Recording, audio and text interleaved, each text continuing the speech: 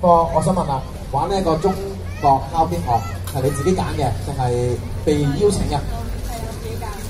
自己揀，咁點解先？因為我覺得中國嗰啲嘅面好有氣勢啦，同埋都好大氣啦，好自然嗰一種氣質。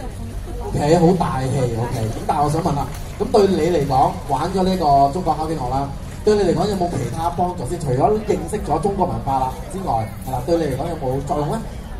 都好鍛鍊到我哋對團體嘅嗰個要有團隊精神啦，同埋要互相合作啦，加上可以增進到我哋嘅友情。